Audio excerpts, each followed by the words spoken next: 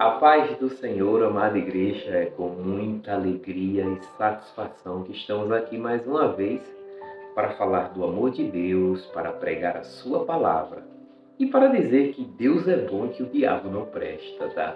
Porque nesses últimos dias, muitas situações têm dito o contrário, né? A gente tem vivido dias sombrios, temos vivido, para aqueles que têm sensibilidade espiritual, claro, a gente tem visto a cada dia e a cada momento e a cada situação e circunstância o amor de muitos se esfriar.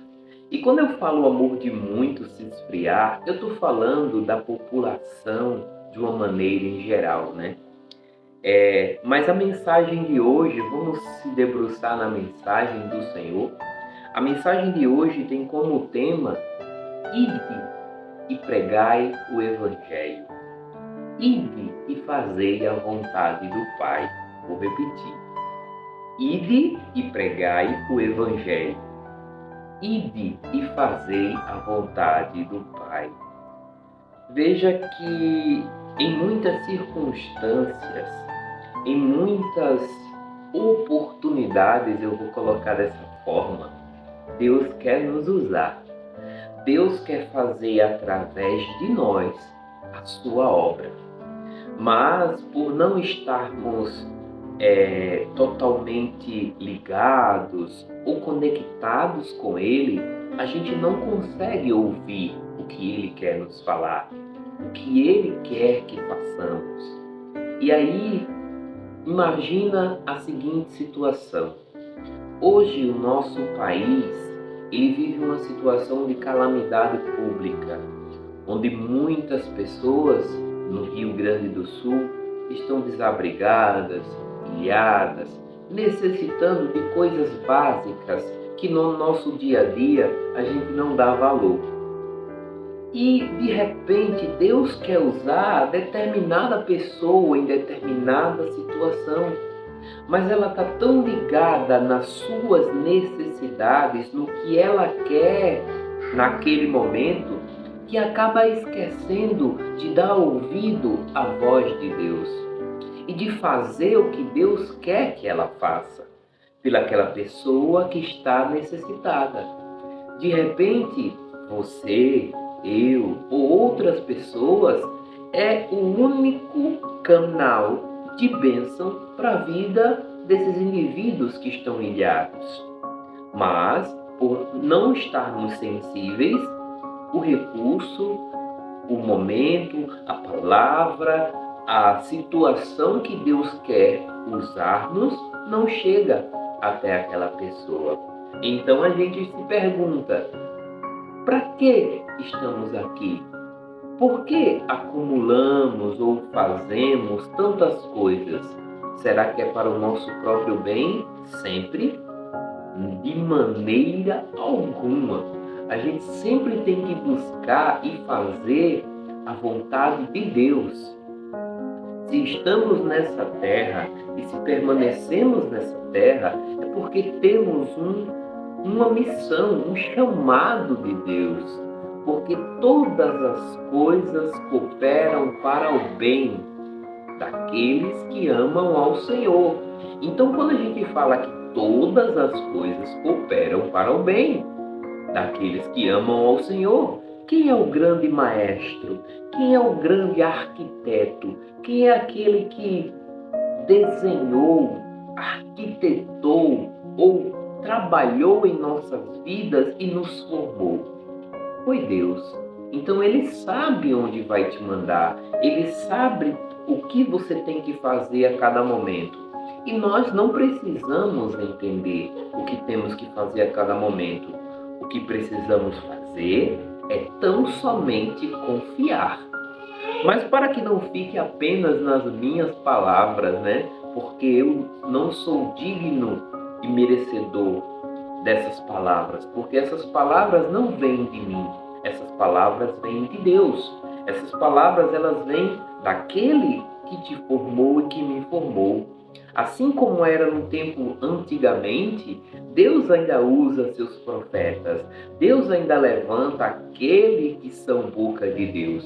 E você também pode ser boca de Deus. Basta você dar lugar ao Espírito Santo de Deus na sua vida diariamente, dia após dia. E aí eu gostaria de pegar um texto bíblico para a gente poder conversar um pouco mais, que encontra-se em 2 Coríntios, carta de Paulo aos Coríntios, a segunda carta, no capítulo 5, e no a partir do verso 14, tá? 2 Coríntios, capítulo 5, no verso 14. Lembre-se, ide e fazei a vontade do Pai. Isso é o que ele requer de cada um de nós. Mas vamos à palavra. Diz assim: pois o amor de Cristo nos constrange, porque estamos convencidos de que um morreu por todos, logo todos morreram. E ele morreu por todos, para que aqueles que vivam já não vivam mais para si mesmos, mas para aqueles por que ele morreu e ressuscitou. Veja o que diz Paulo aqui na sua carta, que nós estamos vivos não para vivermos por nós mesmos, não para fazer a nossa vontade, mas para fazer a vontade daquele que morreu por nós. Porque sem Cristo nós não temos vida. Sem Cristo nós não temos propósitos. Os propósitos que muitas das vezes procuramos são refúgios, são situações em que nos deixam prisioneiros. E o tamanho do vazio de cada ser humano é exatamente do tamanho de Cristo. Você pode tentar preencher com qualquer coisa, você pode tentar preencher com qualquer situação, mas o vazio vai estar lá, porque aquele espaço só pode ser preenchido por Cristo. E o que é que ele requer de nós, que já o conhecemos, que já o aceitamos, que vivemos a sua palavra? Que nós possamos ir e fazer a sua vontade, e pregar o seu evangelho, e ministrar sobre a vida dessas pessoas que não o conhecem, para que assim eles possam ter vida em abundância e vida plena. Porque aquele que morreu por nós, é para isso que nós devemos viver, para pregar e fazer a vontade de Deus, através de Cristo Jesus. Veja o que diz o verso 16. De modo que, de agora em diante, ninguém mais consideramos do ponto de vista humano, ainda que antes tenhamos considerado Cristo dessa forma. Agora, já não consideramos assim, porque se alguém está em Cristo, é nova criatura, ou é nova criação, como está aqui nessa versão, né? Então, se alguém está em Cristo, é nova criatura. Agora, deixa eu ver se aqui na sequência, as coisas antigas já passaram, eis que surgiram coisas novas. A partir do momento que a gente conhece a Cristo, a partir do momento que a gente vive esse evangelho, essa verdade, tudo se faz novo, pois nova criatura somos. Porque as coisas velhas já passaram, tudo se fez novo. Então, se antes eu tinha propósitos que não estavam de acordo com a palavra do Senhor, a partir do momento em que eu conheço a Cristo, eu preciso renunciar essa prática. Eu preciso renunciar às coisas velhas, porque nada disso vai nos fazer crescer. Nada disso vai nos preencher. A única coisa que pode nos preencher verdadeiramente, e eu digo isso categoricamente, é Cristo. A única coisa que pode nos preencher é Cristo. Não são as coisas desse mundo, não é o que o mundo tem a oferecer, mas é o que Cristo tem a nos oferecer. A nossa família é nossa responsabilidade. Temos que estar em todo o tempo vigilantes, cuidando daqueles que o Senhor nos confiou. E por que você mudou de tema assim tão rápido? É porque a nossa primeira missão de evangelismo está no nosso lado, está no nosso dia a dia. É os nossos filhos, é aquelas pessoas que estão próximos de nós. Não adianta nós querermos fazer a obra distante, tão longe, se aqueles que estão próximos perecem, se aqueles que estão próximos não ouvem de nós a palavra de Deus. Então nós temos sim, em primeiro lugar, buscar a Deus e em segundo lugar, fazer a vontade de Deus, porque assim nós iremos alcançar os nossos filhos. Assim nós teremos um ministério na nossa casa, na nossa família. E só a partir daí é que a gente vai conseguir transformar e ministrar na vida de outras pessoas, né? Tem um ditado que diz: costume de casa vai à praça. É um ditado popular, é um ditado comum, mas se você não tem uma vida regrada de leitura da palavra, de ministração no seu lar, jamais você vai viver isso fora, porque não é o seu hábito. Então, a sua pregação, ela tem que se iniciar no seu lar, com a sua esposa, com o seu esposo, com a sua família, com aqueles que estão próximos. E à medida que a misericórdia do Senhor for crescendo, for ampliando na sua mente, no seu entendimento, aí você vai estendendo essa tenda, aí você vai ampliando um pouquinho mais, puxando um pouquinho mais para aqui e um pouquinho mais para ali. Mas a responsabilidade inicial é daqueles que Deus te confiou. Então, continuando aqui a palavra, porque Deus ainda tem mais para falar conosco. Veja o que ele fala no seu versículo 18. Tudo isso provém de Deus, que nos reconciliou consigo mesmo por meio de Cristo e nos deu o ministério da reconciliação. Deus abomina a divisão. Deus não se alegra na contenda, na discórdia, no falatório. Deus é um Deus de reconciliação. Se por um acaso você serve a um Deus no qual você pensa ou age de forma a dividir, a separar, a afastar, a dividir, esse Deus não é o Deus da Bíblia. Esse Deus não é o Deus a que Paulo servia, porque o Deus a que Paulo servia é o Deus da reconciliação. É aquele que junta, não aquele que divide. É aquele que soma, que agrega e não que divide, que separa, que afasta.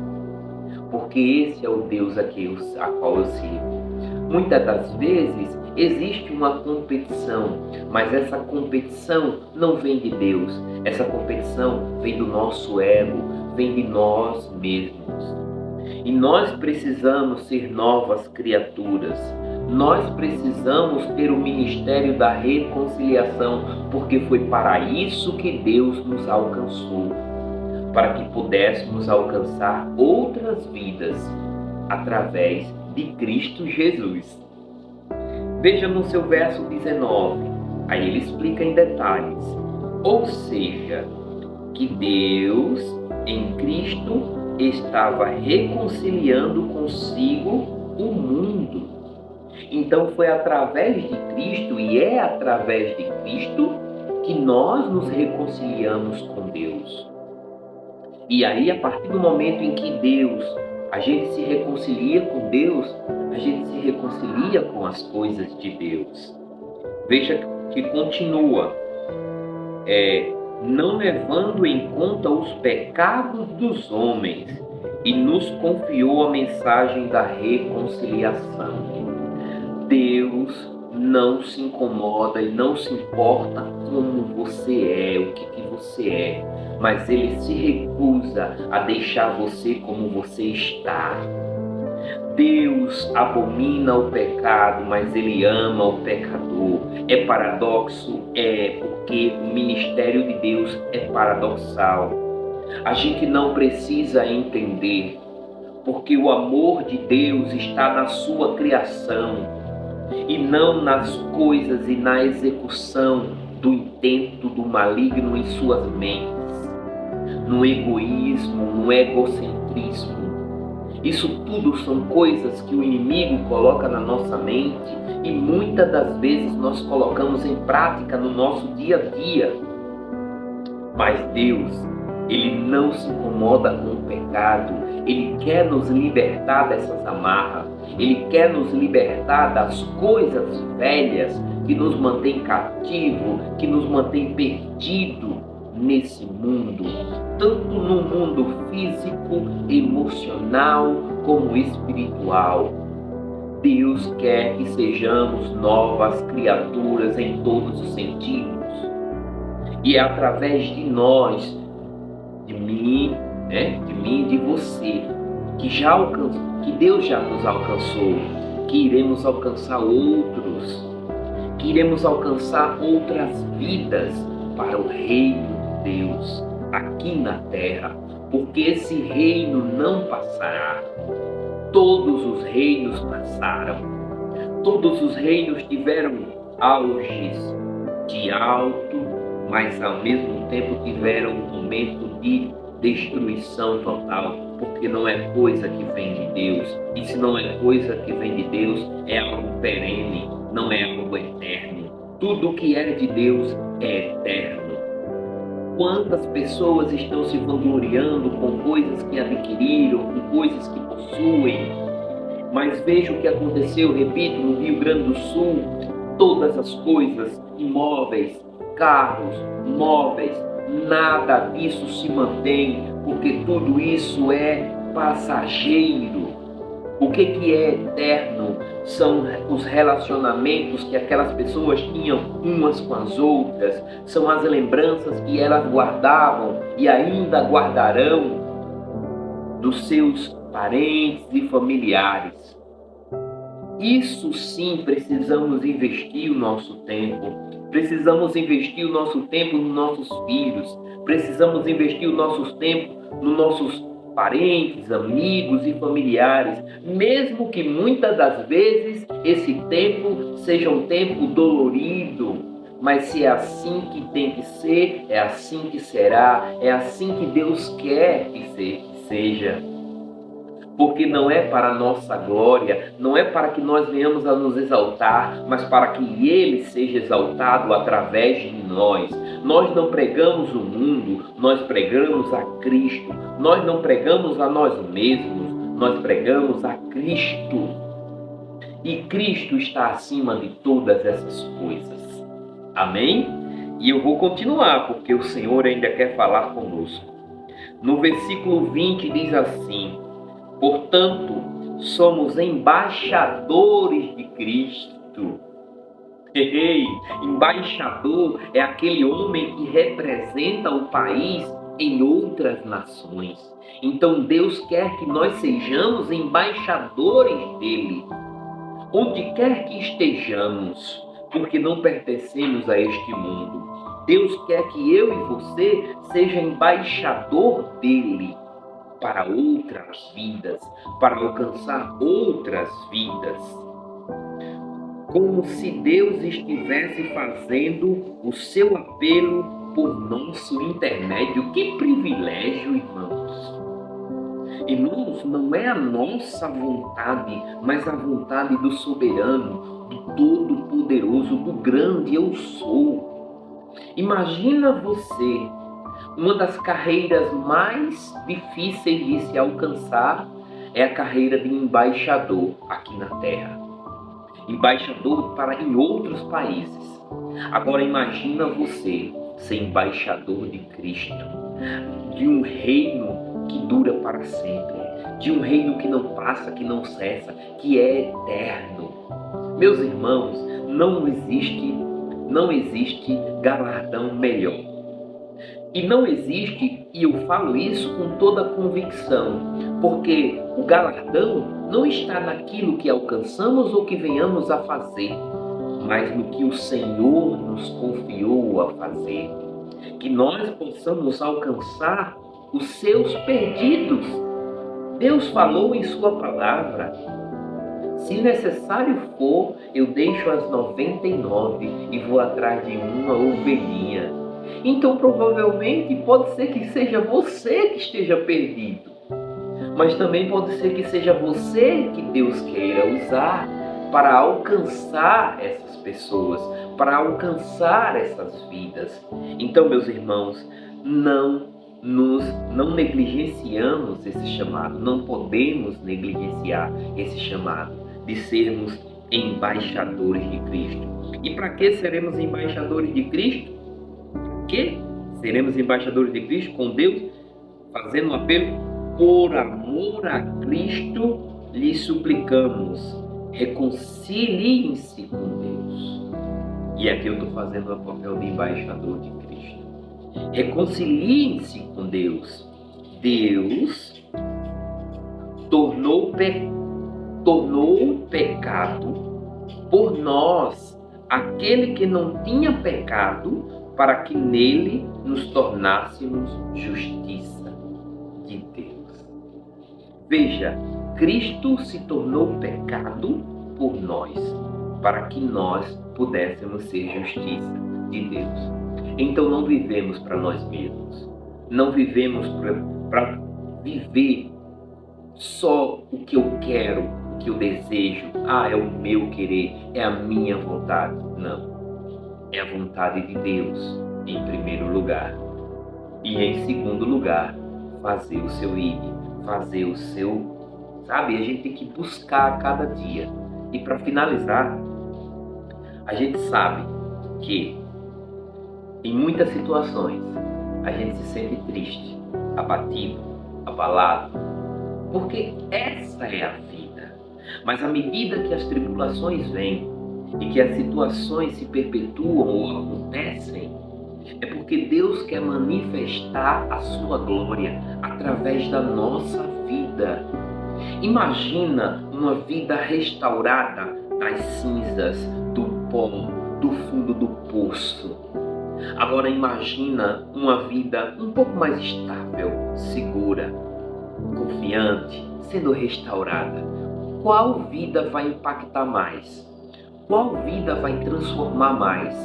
Qual vida vai ser exemplo de restauração, que vai ser exemplo de superação? Aquele que muito deve, muito será grato. Aquele que muito deve, o Senhor tem misericórdia ainda maior. Então não estou com isso recomendando que você seja ou chegue no fundo do poço longe de mim. E aquele que não caiu, vigie para que não caia. Aquele que ainda permanece de pé, vigie para que permaneça de pé. Porque o cair é do homem, mas o levantar é de Deus. Amém?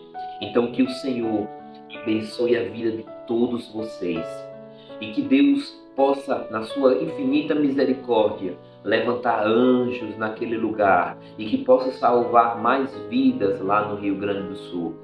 Assim também no nosso meio, no nosso Nordeste, cada canto do nosso Brasil, que os planos do Senhor sejam todos plenos e completos e que os planos de um inimigo sejam sempre frustrados, como sempre são, na vida do nosso povo e na minha vida. Que Deus abençoe a todos, em nome de Jesus.